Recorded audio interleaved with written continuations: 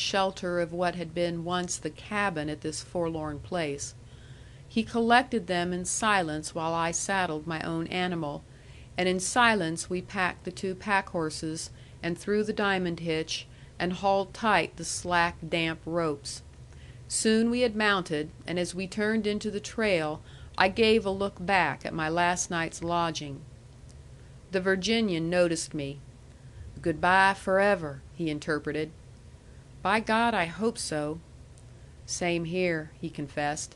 And these were our first natural words this morning. "This will go well," said I, holding my flask out to him, and both of us took some, and felt easier for it and the natural words. For an hour we had been shirking real talk, holding fast to the weather or anything, and all the while that silent thing we were keeping off spoke plainly in the air around us and in every syllable that we uttered.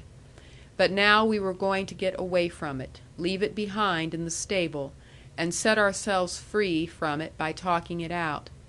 Already relief had begun to stir in my spirits. "You never did this before," I said. "No, I never had it to do." He was riding beside me, looking down at his saddle horn. "I do not think I should ever be able," I pursued. Defiance sounded in his answer. "I would do it again this morning." "Oh, I don't mean that. It's all right here. There's no other way." "I would do it all over again the same this morning. Just the same."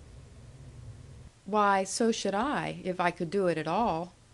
I still thought he was justifying their justice to me. He made no answer as he rode along, looking all the while at his saddle. But again he passed his hand over his forehead with that frown and shutting of the eyes. "I should like to be sure I should behave myself if I were condemned," I said next. For it now came to me, which should I resemble?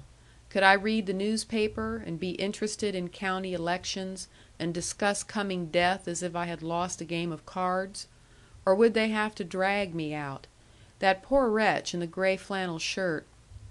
"It was bad in the stable," I said aloud, for an after shiver of it went through me.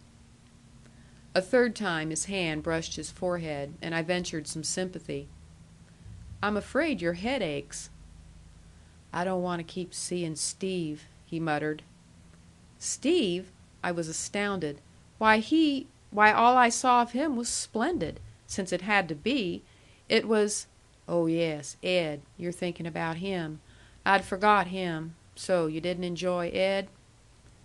At this I looked at him blankly. "It isn't possible that—" Again he cut me short with a laugh almost savage. "You needn't to worry about Steve. He stayed game." What then had been the matter that he should keep seeing Steve? That his vision should so obliterate from him what I still shivered at, and so shake him now? For he seemed to be growing more stirred as I grew less. I asked him no further questions, however, and we went on for several minutes, he brooding always in the same fashion, until he resumed with the hard indifference that had before surprised me. "So Ed gave you feelin's. Dumb ague and so forth." "No doubt we're not made the same way," I retorted. He took no notice of this. "And you'd have been more comfortable if he'd acted same as Steve did. It certainly was bad seeing Ed take it that way, I reckon. And you didn't see him when the time came for business. Well, here's what it is. A man may be such a confirmed miscreant that killing's the only cure for him. But still he's your own species, and you don't want to have him fall around and grab your legs and show you his fear naked. It makes you feel ashamed. So Ed gave you feelings, and Steve made everything right easy for you." There was irony in his voice as he surveyed me, but it fell away at once into sadness. "Both was miscreants. But if Steve had played the coward, too, it would have been a whole heap easier for me." He paused before adding, "And Steve was not a miscreant once." His voice had trembled, and I felt the deep emotion that seemed to gain upon him now that action was over and he had nothing to do but think. And his view was simple enough. You must die brave. Failure is a sort of treason to the brotherhood and forfeits pity. It was Steve's perfect bearing that had caught his heart so that he forgot even his scorn of the other man. But this was by no means all that was to come.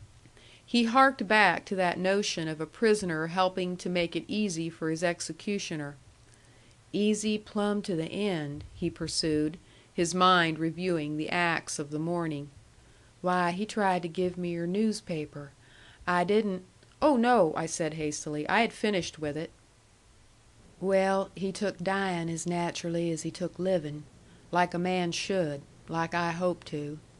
Again he looked at the pictures in his mind. "No play acting nor last words. He just told good by to the boys as we led his horse under the limb.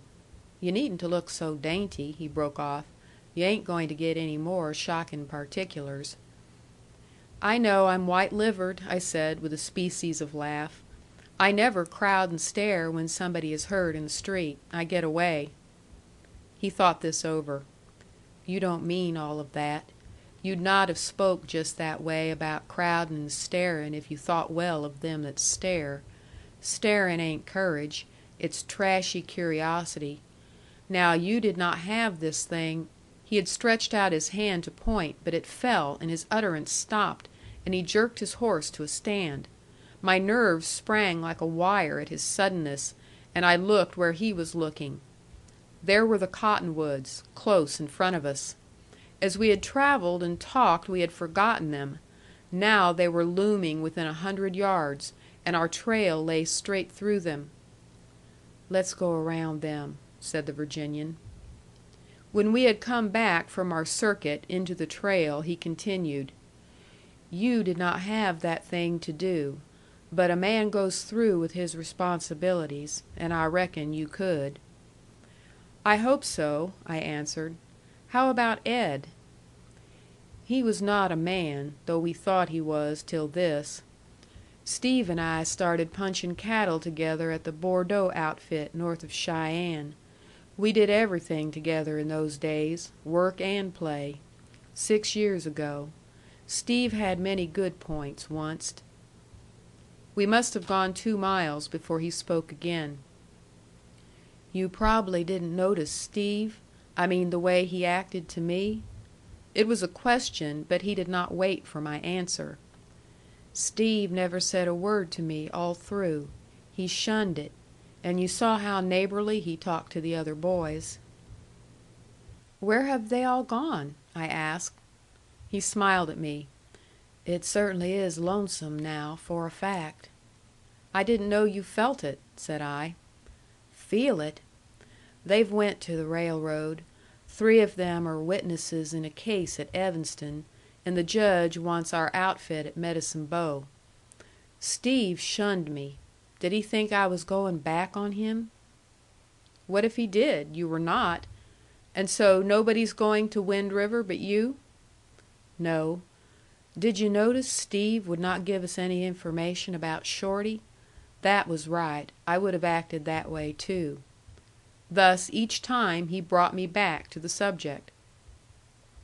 The sun was now shining warm during 2 or 3 minutes together, and gulfs of blue opened in the great white clouds. These moved and met among each other and parted, like hands spread out, slowly weaving a spell of sleep over the day after the wakeful night storm.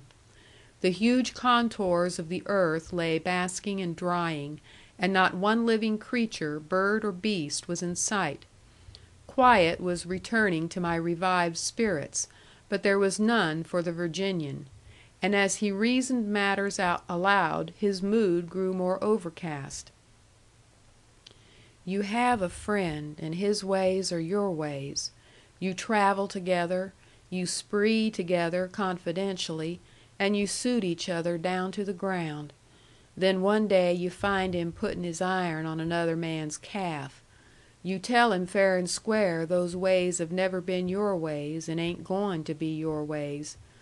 Well, that does not change him any, for it seems he's disturbed over getting rich quick